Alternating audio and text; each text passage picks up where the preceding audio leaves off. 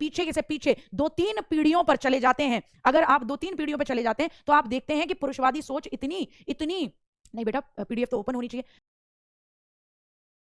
Call कर वो आपको बताएंगे कोई और रीजन होगा। तो इतनी पुरातन बनती सोच थी कि शायद हमारे परपर बाबा को हमारी परपर अम्मा ने छोड़ दिया होता, लेकिन क्यों नहीं छोड़ पाई, कारण था उनके दिमाग में ये बैठा रखा था कि बेटा देखो हम गरीब परिवार से हैं, तुम जिस घर में जा रही हो उसी में निवाह करना, तुम नीचा दे जाना। हालांकि कंपैटिबिलिटी का भी इशू है, दो लोग अगर आपस में लड़ते ही रहें और एक दूसरे की चीजों को एक्सेप्ट न करें तो कोई विवाह नहीं चल सकता। लेकिन कई ऐसी गलत चीजें कि बिल्कुल निकृष्ट तरीके से रखा जा रहा है, मारा जा रहा है, पीटा जा रहा है, कोई सम्मान नहीं है, मजदूरों की तरह काम कराया जा रहा है, बिल्कुल बंधुआ मजदूर बना दिया, फिर भी वो इस विवाह में टिकी रही। कारण था वो आर्थिक रूप से मजबूत नहीं थी।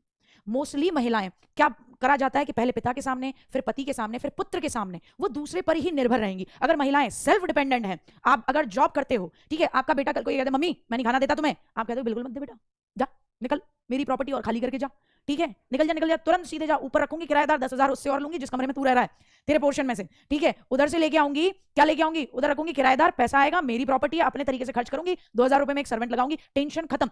एजुकेटेड होगी तब ऐसा सोच पाएगी। पुरुष एजुकेटेड है, बहुत प्रैक्टिकल है। आप एक बात बताओ, पुरुष आप ये कहते हो कि पुरुषवादी समाज में गलती है, भैया एक बात बताओ, जो पढ़ेगा लिखेगा थोड़ा वो प्रैक्टिकल होगा, वो हर चीज का ना सही लॉजिक सोच पाएगा। महिलाओं को पढ़ने के मौके कितने दिए गए, वो कभी प्रैक्टिकल हो ही नहीं पाई, महिलाएं इसीलिए बहुत ज्यादा इमोशनल रह गई क्योंकि वो कभी प्रैक्टिकल नहीं हो पाई।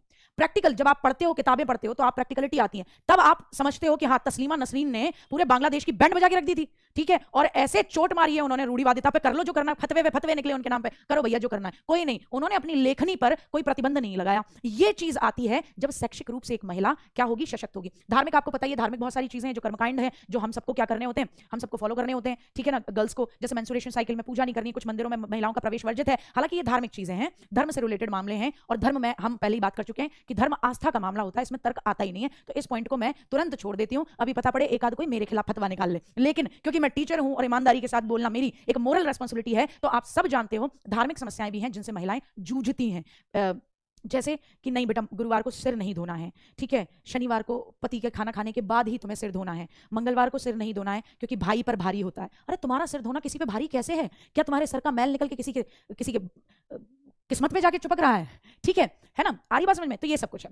अच्छा, उसके बाद राजनीतिक समस्याएं हैं, पॉलिटिकली महिलाओं को बहुत कम मौके मिलते हैं आगे आने के। आप में से एक बात बताओ, जिस दिन मायावती जी ने कहा था कि वो पॉलिटिक्स ज्वाइन करेंगी, उनके खुद के घर में इतना बड़ा विरोध हो गया था कि पूछो मत, ठीक है। सिविल की तैयारी कर रही थी मायावती, कांसीराम जी जब उनसे पहली बार मिले, उनसे कहा सिविल की तैयारी कर रही हो, उन्होंने कहा सिविल सर्वेंट बनना है, ऐसा बना दूंगा मैं तुम्हें। उनके पूरे घर ने उनका सहयोग नहीं किया था शुरुआती दौर में। क्यों? क्योंकि महिलाओं का राजनीति में जाना बड़ा नेगेटिव माना जाता है। लड़का राजनीति में जाए बहुत अच्छी बात है। कितनी महिलाएं लोकसभा में, विधानसभा में, बताओ मैम, पैट के क्वेश्चन बताओ, पैट के क्वेश्चन तो उधर ही हो गए ना। हाँ, पुरुष तो हर दिन साबुन शैम्पू यूज करते हैं, बताओ, है ना। मौज कर दी आपने, मौज आ गई मैम। एचसी वाला बैच से कांस्टेबल वाला तैयारी हो जाएगी। एचसी वाला बैच कौन सा है? एचसीएम वाले बैच से कांस्टेबल हो जाएगी, ठीक है। हाँ बेटा, अभी थोड़ा सा महत्वपूर्ण